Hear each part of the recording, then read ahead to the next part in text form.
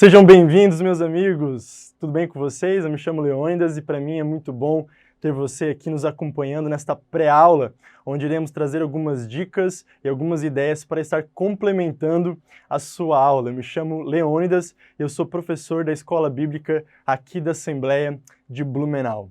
Nós estamos trabalhando agora nesse primeiro trimestre de 2020 a lição que vai falar a respeito de Jesus Cristo, Filho do Homem, Filho de Deus. Especificamente, estaremos trabalhando aqui nessa pré-aula a respeito da lição 9, que vai falar a respeito da oferta que foi oferecida por Jesus Cristo, né? A salvação que foi ofertada por Jesus Cristo, ok? Nós temos nessa lição de número 9, 3 objetivos do qual você precisa atingir em cada tópico, ok?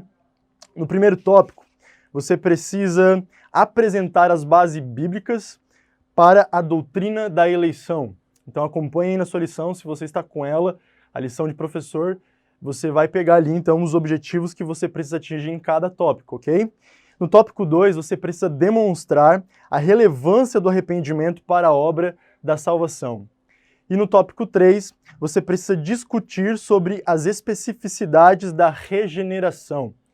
Se você for ler a lição, cada um dos tópicos, você vai começar a perceber que, na verdade, a ideia central do autor é mostrar que tanto a eleição quanto o arrependimento e também a regeneração fazem partes da obra divina, ou seja, o humano, o ser humano, o homem, não tem participação no sentido de ser o autor ou colaborar com a autoria desses níveis de compreensão da obra da salvação. Então, você tendo isso em mente, você tendo essa ideia central bem formulada, então você pode montar uma introdução que vai falar a respeito da dificuldade ou até mesmo da impossibilidade que nós temos como seres humanos de nos autossalvar. Nós não conseguimos nos autossalvar, nós precisamos de um Salvador. Então, por isso que eu deixei como dica, e você vai encontrar isso lá no nosso material, que estará disponível no site www.eb-blumenau.com.br. E você baixando esse material lá, no vídeo desta aula, você vai ter então um link que vai te direcionar para o YouTube, onde vai ter um vídeo chamado Jogo Impossível. E é bem legal esse vídeo porque ele mostra o Super Mario tentando chegar até Deus. Essa é a missão dele. Só que para que ele possa chegar até Deus, ele tem um grande abismo entre o caminho onde ele está e para chegar até Deus. E no meio desse caminho há uma espécie de uma planta carnívora que ali está representando o pecado, que está impedindo ele de se chegar até Deus. E aí, Mario tenta de diversas formas, através de boas ações, através da religião, através de amigos, enfim. Ele tenta de diversas maneiras se chegar a Deus, mas sempre acaba perdendo, sempre acaba falhando. E é então que uma cruz cai do alto céu em cima daquela planta carnívora que representa o pecado e também faz uma ponte entre o Mario e o outro lado onde está Deus. E então Mario consegue passar e se achegar no seu objetivo, que é estar novamente se relacionando com o ser divino. Esse vídeo é bem legal porque ele nos mostra a verdadeira intenção daquilo que Deus quer trazer nessa lição através da sua vida professor para os seus alunos. É mostrar que não importa o que nós façamos, não importa quão bons nós sejamos, não importa o quanto oremos, ou o quanto jejuemos, ou o quanto lemos a palavra, ou se nós fazemos obras que aos olhos humanos merecem aplausos, não importa o que você faça, você nunca vai se chegar a Deus se não for Ele o autor deste caminho para que você se achegue até Ele. Aí você passa esse vídeo em aula se você tiver recurso para isso, um data show, uma TV, enfim. Mas se você não tiver recurso para passar isso em aula, não se desespere.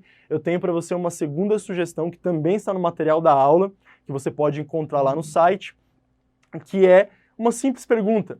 Uma simples pergunta, mas que vai causar um pouco de um pouco de estresse nos seus alunos na questão de ter que pensar muito para tentar descobrir a resposta, né? Indicar o que realmente é o correto. A pergunta que eu sugiro você fazer para os seus alunos é a seguinte: Cristo veio por causa de Adão ou Adão veio por causa de Cristo? Aí você vai dar um tempo para eles pensarem, para eles refletirem, se eles quiserem buscar na Bíblia algum texto bíblico, consultar algum material, mas não vale celular, né? O celular não vale.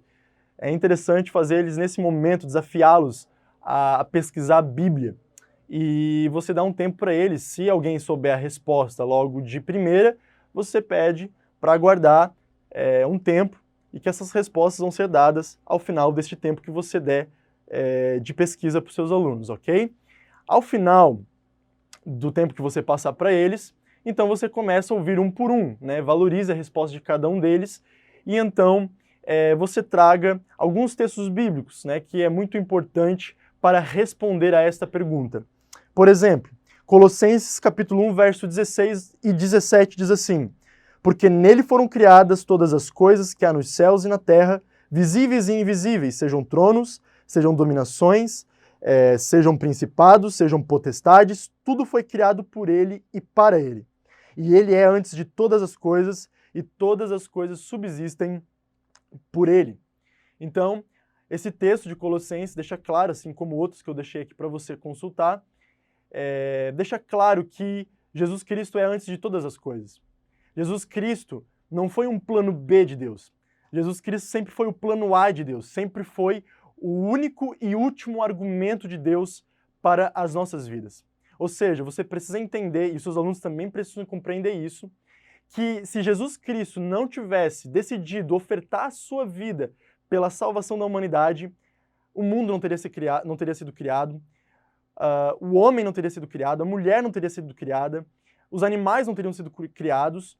A criação só foi possível porque antes da fundação do mundo, antes de Deus decretar haja luz, nós costumamos dizer que Deus decretou haja cruz. Antes de Deus criar todas as coisas, ele já havia se entregado por nós. Então não importa o que você tente fazer, o que você pense em fazer para se auto-salvar ou para se auto-justificar, isso não vai ser suficiente, porque antes mesmo de você existir, Deus ele já tinha preparado o cordeiro para o sacrifício.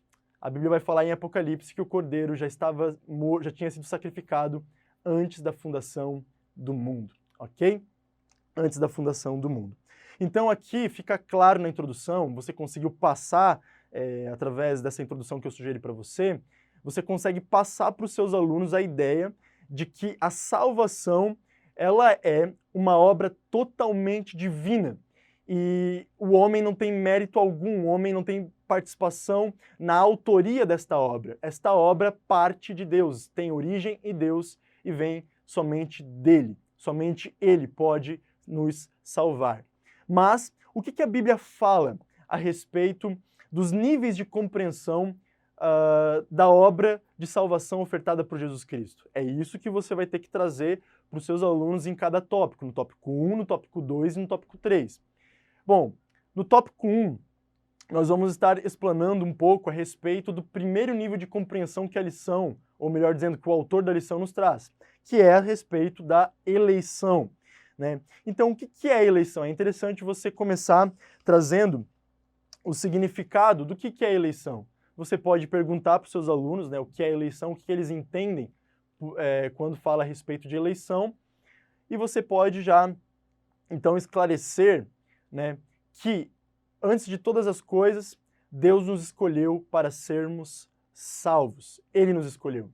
A eleição divina que nós ouvimos falar dentro da doutrina da eleição, dentro dessa teologia, né, a doutrina da eleição, nós vamos ver que a eleição divina é Deus nos escolhendo para sermos salvos, do qual Ele mesmo é o autor dessa salvação. E aí nós vamos encontrar algumas visões diferentes dentro da doutrina da eleição. Você já deve ter ouvido falar, e se você não ouviu falar, eu recomendo que você vá atrás disso, pesquise, busque, estude isso, porque é importante você saber, você ter pelo menos um conhecimento básico destas visões, que é a visão calvinista de Calvino e a visão arminianista de Jacob Arminio. É interessante você ter um conhecimento básico dessas duas visões a respeito da doutrina da eleição. Por quê? Porque existe até hoje, isso já vai há mais de 500 anos, de debates teológicos a respeito dessas duas visões que elas não concordam uma com a outra. Por quê? Porque Calvino vai dizer que a eleição divina, ou seja, a eleição de Deus, a escolha de Deus, ela não traz nenhuma parte de colaboração para o homem, ou seja, Deus ele decretou quem seria salvo e quem não seria salvo. Esse é o grande ápice da doutrina da eleição na visão calvinista. Eles acreditam que o homem ele não tem como escolher se ele quer ou não ser salvo. O homem não tem escolha nenhuma, ou seja, se Deus decidir salvar você, você vai ser salvo, não importa o que aconteça, porque Deus decidiu te salvar. Então, estudando um pouco mais essa visão calvinista da eleição, você vai perceber que, para os calvinistas, uns são escolhidos para serem salvos e outros são escolhidos para a condenação eterna, ok? Já a visão arminiana vai dizer que Deus ele decreta, sim, a eleição, ele decreta os escolhidos, mas essa escolha é feita pela presciência, ou seja, Deus sabe quem irá aceitar a sua graça, Deus sabe quem irá aceitar a sua salvação, e a esses ele escolheu para predestinar a salvação, justificar e até mesmo glorificar. A ideia aqui não é você fazer um debate na aula, não é você tentar explicar essas visões durante a aula. Aqui a ideia é você ter conhecimento teológico dessas duas visões. Por quê? Porque pode acontecer de algum aluno perguntar, pode acontecer de algum aluno te questionar durante a aula a respeito dessas visões e se você não tiver conhecimento, você pode acabar tendo um pouco de dificuldade durante a sua aula. Então é interessante que você estude um pouco, pelo menos, o básico dessas duas visões, porque se fosse estudar mesmo a fundo isso, você levaria alguns dias ou até alguns meses, anos até mesmo, para poder estudar e entender e mesmo assim não chegar num consenso, porque já há anos existem debates entre isso e é praticamente quase impossível você querer dizer, convencer alguém que é calvino ou calvinista ou alguém que é arminiano que ele está errado. É muito difícil. Então não é você que vai conseguir resolver isso numa aula. Mas é interessante, como eu antes disse, você ter conhecimento sobre essas duas visões, caso haja algum questionamento a respeito disso e você tenha domínio para falar, pelo menos, do mais básico.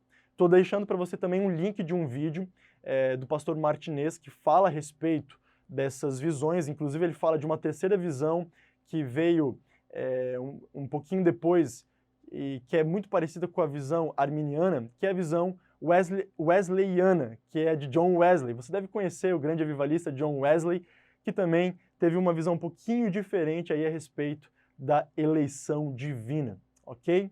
Mas nessa lição nós vamos trabalhar numa visão mais arminiana, né? Ou melhor dizendo, arminiana. É a visão que essa lição vai trabalhar em cima. Porque você vai perceber que no tópico 1 ela vai falar a respeito da presciência de Deus, a eleição trazendo como o seu critério, a sua característica, né, a presciência de Deus. Deus ele usa da sua presciência para tomar as suas escolhas, as suas decisões, pelo fato de que presciência é você ter conhecimento antecipado de algo, você saber tudo antes mesmo disso acontecer, ok? Isso também engloba a onisciência de Deus, né? A lição vai tratar isso. E também vai falar a respeito de onibenevolência, né? E o que é onibenevolência? Benevolência é bondade. E oni, né, já está trazendo a ideia de tudo, né? De algo que abrange tudo. Deus ele é totalmente bom, nele há somente bondade e nele não há como haver trevas. Deus é bom e ponto final. E tendo a ideia de que Deus é bom em tudo, que nele não há trevas, nós também sabemos que as suas escolhas e os seus decretos não vão infringir esta bondade. Ok? Essas aí são algumas ideias que a lição vai querer tratar e que é importante você ter um domínio sobre isso para trazer para os seus alunos, ok? E também vai falar a respeito da responsabilidade humana diante da eleição, como, melhor dizendo, resposta à eleição de Deus. Deus, ele nos escolheu para sermos salvos e nós precisamos corresponder a esta chamada, a esta escolha de Deus, né? E a ideia aqui é que Deus está batendo na porta, esperando que você abra a porta e receba esta salvação que está chegando até você, esta graça que está chegando até a sua vida. E que se você aceitar esta graça, você então será salvo. Se você crer nesta graça, Jesus Cristo, você será salvo, né? Aqui também cabe dizer que para os calvinistas, eles acreditam que o simples fato de você abrir a porta ou de você estender a mão para receber a graça de Deus já está trazendo a ideia de que você está praticando alguma obra, né? De que você está fazendo algo para ser salvo. Mas na verdade não, né? Na verdade, a salvação de Deus, ela nos dá a oportunidade de ter uma segunda escolha, né? Antes da queda, o homem ele tinha duas escolhas. Ele estava vivo, mas Deus decretou lá em Gênesis capítulo 2, de que se o homem comesse do fruto da árvore proibida, certamente ele morreria. Então, o homem ele tinha vida, ele estava vivo, mas havia uma segunda opção, que era a morte. Agora, após queda, o homem está morto, ele está morto em seus pecados e de seus delitos, Efésios capítulo 2 vai falar isso, mas houve uma boa notícia. Que boa notícia é essa? Deus se revelou em Jesus Cristo para dar ao homem uma nova oportunidade de se reconciliar com ele e obter novamente a vida eterna. Então o homem agora está morto, mas ele tem uma segunda opção, que é escolher a vida, né? E isso na visão da lição, isso não quer em nenhum momento dizer que o homem está fazendo algo para ser salvo. Porque se Deus não tivesse enviado o seu Filho Jesus Cristo, se Deus não tivesse se revelado e não tivesse Jesus ofertado a salvação por nós, nós nunca teríamos essa segunda opção. Essa é a ideia mais básica e central que a lição está querendo nos trazer. Então nós precisamos corresponder a esse chamado de Deus para a salvação, essa eleição de Deus para a salvação. Ok? E isso engloba tudo: atitudes, comportamentos, caráter, uma vida que busca santidade, uma vida que busca todos os dias carregar a sua cruz, uma vida que renuncia ao pecado, que renuncia às obras da carne. Tudo isso você pode abordar dentro da parte em que a lição trata das responsabilidades humanas em correspondência à eleição, ao chamado de Deus, à salvação nas nossas vidas, ok? Então, terminando de falar a respeito da responsabilidade humana, você pode, então, falar a respeito dessa heresia, né, que foi considerado pelos pais da igreja. Se você for pesquisar os documentos históricos da igreja cristã, você vai encontrar lá no documento da igreja, no Concílio de Orange, a seguinte declaração: não só não aceitamos que certos homens têm sido predestinados ao mal pela divina disposição, mas lançamos anátemas horrorizados contra quem pensar coisa tão perversa. Então, o que eles estão dizendo aqui? O que esse concílio está tratando no final do documento? Que qualquer homem que disser que Deus escolhe uns para a salvação e outros para o inferno, essa pessoa seja amaldiçoada ou de maneira horrível. É isso praticamente o que eles estão querendo dizer.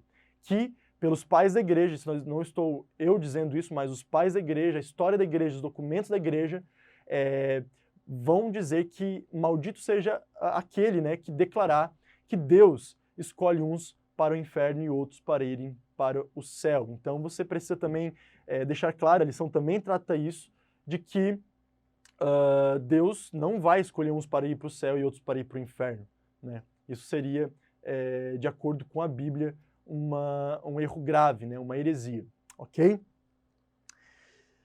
E a eleição também não está somente ligada à salvação, né? A eleição não está somente ligada à salvação. Você pode fazer uma dinâmica bíblica aqui nesse momento para demonstrar que Deus também escolheu homens, escolheu nações, Deus fez as suas escolhas, e isso está evidenciado durante toda a história bíblica, tanto no Antigo Testamento como no Novo Testamento. E aqui nós vamos ver 1 Samuel, capítulo 1, do verso 1 Samuel, capítulo 16, versos 6 ao 13. Esse foi o texto que eu escolhi para sugerir a você para fazer esta dinâmica. E você, então, pode fazer a seguinte pergunta para os seus alunos: quais foram os critérios, ou qual o critério que Deus usou para eleger Davi para o reinado? Leia esse texto e você vai ver que a resposta está no verso 7. É claro que você vai dar um tempo para os seus alunos pesquisarem a Bíblia, lerem esse texto, relerem e então chegarem à sua conclusão. Você vai ouvi-los e depois você vai trazer a resposta lá no verso 7, quando Deus fala para Samuel que ele não vê a aparência, o homem vê o exterior, mas Deus olha para o coração, o interior. Então o critério que Deus usou para escolher Davi foi que ele olhou para o coração de Davi e se agradou do coração de Davi, ok? Esse foi o critério que Deus usou para escolher Davi. Novamente, nós não estamos falando de critério para escolher Davi para a salvação, mas escolher para ser rei. Quando a Bíblia fala que Deus rejeitou Saul, não quer dizer que Deus rejeitou Saul no sentido de que Deus não iria mais querer ter relacionamento com Saul, que Deus ia abandonar Saul para sempre. Não, não. Deus rejeitou Saul como rei. A partir daquele momento, Deus não ia mais querer que Saul fosse rei ou que a sua descendência reinasse. Ele estava separando um novo homem, um novo vaso para ser o rei no lugar de Saul e então ter uma descendência no trono, ok? Isso também é importante você deixar bem claro para os seus alunos. Então, você pode finalizar este tópico mostrando para os seus alunos que, além da eleição, há também outros 2 níveis de compreensão da obra de salvação oferecida por Jesus Cristo, né? E aqui nós vamos tratar esses 2 outros níveis que o autor traz na lição. Novamente, quero lembrar você que o tópico 1 ele é bem polêmico. Ele é bem polêmico, certo? E a ideia aqui não é debater sobre visões teológicas, por causa que isso você não vai conseguir trazer numa aula. Mas você precisa ter uma linha teológica para que você consiga trazer o tópico 1 com bastante clareza para os seus alunos, ok? Tópico 2 vai falar a respeito do segundo nível de compreensão da salvação ofertada por Jesus Cristo, que é o arrependimento, e também a fé, né? A fé. O que é arrependimento? A lição vai dizer isso, que vem do grego metanoia, e que quer dizer mudança de mente, mudanças de hábitos, mudanças de comportamentos, ou até mesmo mudança de direção. E essa mudança está caracterizada também por um profundo sentimento de tristeza por um ato cometido ou por uma omissão, ok? Isso basicamente você pode trazer para os seus alunos a respeito do significado da palavra arrependimento. Arrependimento, nós precisamos deixar bem claro aqui, que é muito diferente de remorso. Remorso é você se sentir culpa, é você se sentir culpado, mas isso não necessariamente quer dizer que você mudou a sua visão, ou que você mudou sua forma de pensar e que você vai mudar de atitude. Foi o caso de Judas. Judas ele sentiu remorso, ele se sentiu culpado por aquilo que ele havia feito, mas ele não tinha se arrependido, tanto que ele não confiou que seria salvo, que seria perdoado, mas antes decidiu se suicidar, né? E se ele houvesse se arrependido, então ele teria corrido aos pés da cruz, aos pés de Deus, né? E a gente sabe que isso não ocorreu. Diferente de Pedro, né? Pedro pecou, errou, a Bíblia fala que ele chorou amargamente, né? E depois, quando Jesus chamou ele veio até Jesus e ali houve um processo de cura, né? Um processo de perdão que foi muito bonito, muito bonito. Então, entendendo isso sobre o arrependimento, uma das coisas que você precisa deixar claro para os seus alunos, isso está lá em Atos, capítulo 17, verso 30, que o arrependimento, ele foi ordenado ao homem. O arrependimento é uma ordem de Deus para mim e para a sua vida, e também para a vida dos seus alunos. Por quê? Porque é pelo arrependimento dos nossos pecados que nós, então, temos acesso à salvação em Jesus Cristo. Crer em Jesus Cristo não significa apenas crer no intelecto, mas reconhecer os pecados que nós temos e ter uma mudança de mente, uma mudança de vida, uma mudança de atitude, uma conversão genuína. Isso tudo está baseado num verdadeiro arrependimento. E embora o arrependimento seja ordenado ao homem, seja uma responsabilidade do homem, minha e sua, o arrependimento não tem origem em nós. A origem do arrependimento é Deus. E Romanos capítulo 2, verso 3 ao 4 vai deixar muito claro isso, que a bondade de Deus, a benignidade de Deus gera em nós o arrependimento. Então, se Deus não manifestasse a sua bondade, a sua benignidade se revelando em Cristo Jesus, o arrependimento nunca seria gerado em nossos corações. E então nós não teríamos compreensão e nem a prática desse nível do processo da salvação que foi ofertada por Jesus Cristo, ok? Então a responsabilidade é sim minha e sua, mas o arrependimento nunca chegaria ao meu coração e ao seu se Deus antes não tivesse gerado isso em nós, ok? Dinâmica bíblica. Muito legal essa dinâmica bíblica que eu oriento você a fazer. Você vai separar aqui, eu coloquei para você 4 textos bíblicos como sugestão, você pode pegar outros ou pegar mais. Eu sugiro que você limite aí a uns 3, 4 textos, para não tomar muito tempo da aula, ok? Eu separei aqui Lucas capítulo 23, do verso 40 a 41, Salmos 51, né? Todo o Salmo 51, Mateus 26, verso 75, e Lucas capítulo 19, verso 8. Qual que é a ideia dessa dinâmica bíblica? Você vai passar esses textos para os seus alunos, escreve no quadro, escreve no papel, entrega para eles, enfim, use a sua criatividade. E você vai fazer uma pergunta. E a pergunta é: quais as características de um verdadeiro arrependimento? Então, os seus alunos eles vão ler cada um desses textos, podem formar grupos, duplas, ou até mesmo sozinho, dependendo da quantidade de alunos que você tiver em sala de aula. E eles vão ler esses textos.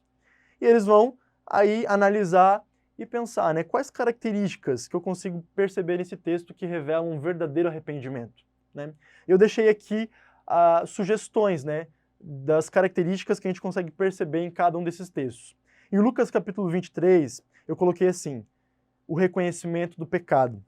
Que o ladrão da cruz, ele reconheceu que ele era digno de estar naquela cruz, que ele estava sendo sentenciado à morte porque ele havia cometido infrações, e ele estava, na verdade, apenas pagando por isso, né, pelos erros que ele cometeu. Então ele reconhece, e essa é uma característica de um verdadeiro arrependimento.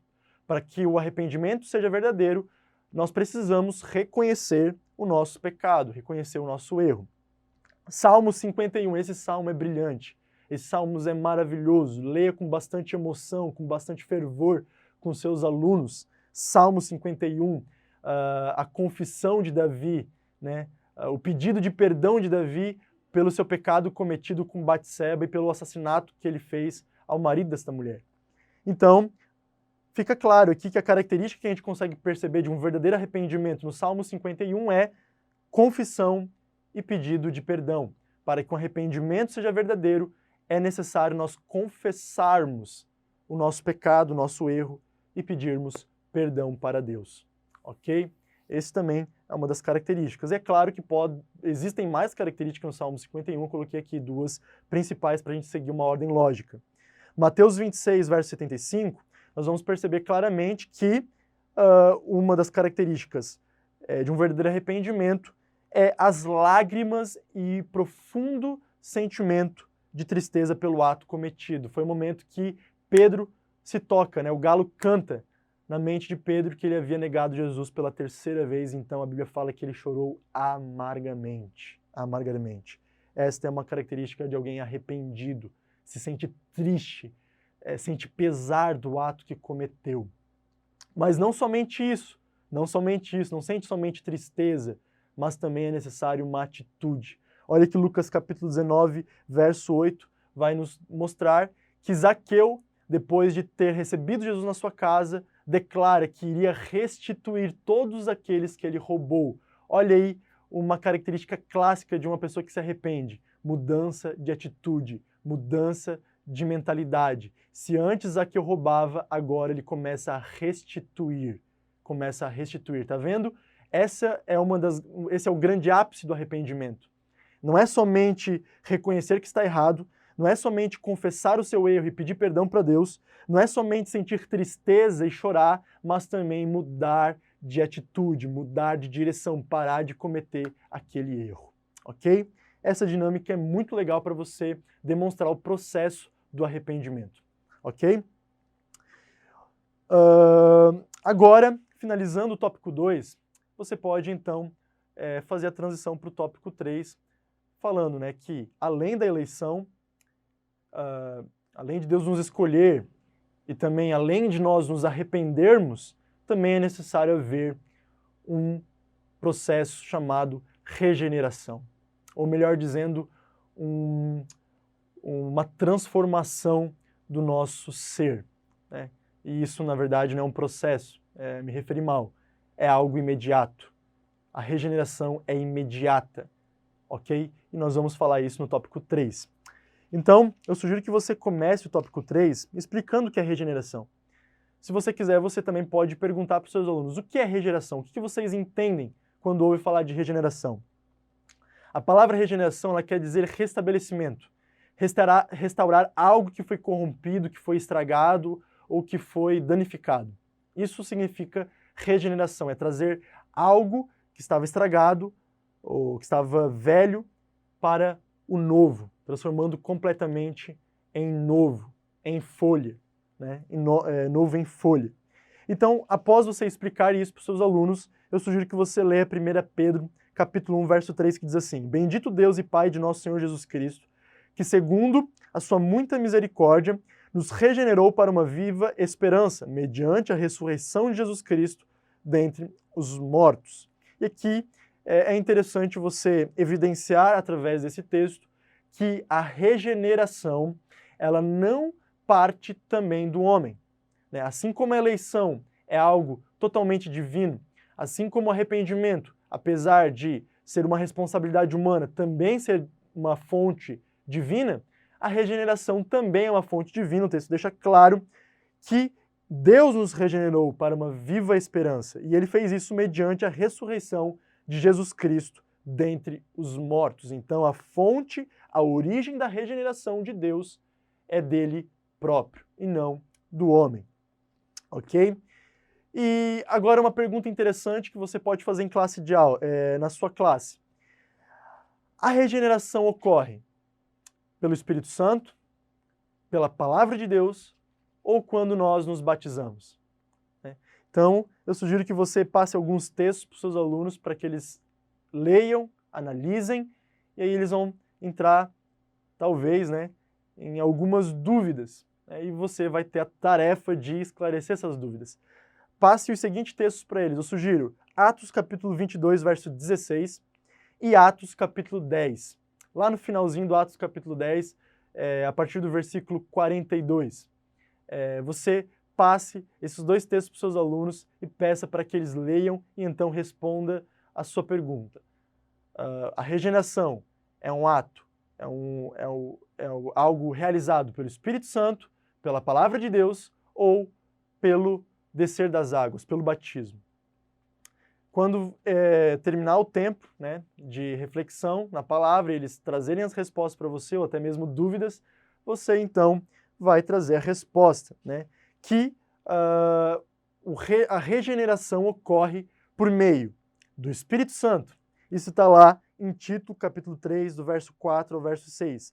Quando, porém, se manifestou a benignidade de Deus, nosso Salvador, e seu amor para com todos, não por obras de justiça praticadas por nós, mas segundo sua misericórdia, ele nos salvou mediante o lavar regenerador e renovador do Espírito Santo, que ele derramou sobre nós ricamente por meio de Jesus Cristo, nosso Salvador. E também, não somente por meio do Espírito Santo, mas também ocorre mediante a palavra de Deus. Isso está lá em 1 Pedro, capítulo 1, verso 23. Pois fostes regenerados, não de semente corruptível, mas de incorruptível, mediante a palavra de Deus, a qual vive e é permanente. Ok? Então, o que é o batismo? Talvez um aluno pergunte para você. O batismo nada mais é que um ato simbólico em que você está externando, trazendo para o mundo visível, trazendo para o mundo físico aquilo que aconteceu no mundo espiritual pelo lavar regenerador e renovador do Espírito Santo e pela lavagem, pela regeneração da palavra de Deus que ocorreu na sua vida, na vida dos seus alunos e também na minha vida, ok? É um ato simbólico e também é importante, é um requisito de alguém que decidiu aceitar Cristo, decidiu viver uma nova vida. Então ele traz para o mundo como forma de testemunho essa atitude de descer as águas, ok? Dinâmica bíblica para a gente concluir. Olha só, passe os seguintes textos para os seus alunos e peça que eles discutam entre si quais são as características visíveis na vida de alguém que foi regenerado, alguém que passou por essa transformação, por esse novo nascimento. Né? A lição vai tratar sobre isso, vai falar daquele momento que Jesus se encontra com Nicodemos, vai falar que ninguém pode entrar no reino dos céus se não nascer da água e do Espírito. Né? A regeneração é esse novo nascimento, essa transformação da sua natureza decaída para uma natureza agora divina. Você não é mais somente filho da carne, você, melhor dizendo, não é filho da carne, agora você nasceu do Espírito. E quais são as características visíveis na vida de alguém que nasceu do Espírito? De alguém que agora carrega em si a natureza divina? Quais são as características? Então, eu separei alguns textos, que inclusive também estão na lição, o autor sugere elas. Você pode passar para os seus alunos e pedir para que eles também tragam para você quais características eles conseguem perceber que o texto trata a respeito de alguém que foi regenerado. João, capítulo 3, verso 8, e Romanos, capítulo 8, verso 11, verso 14, vai deixar claro que essa pessoa que foi regenerada, ela é guiada pelo Espírito Santo de Deus e não é mais guiada pelas suas paixões e pelos seus desejos carnais e humanos, né? Esses desejos pecaminosos.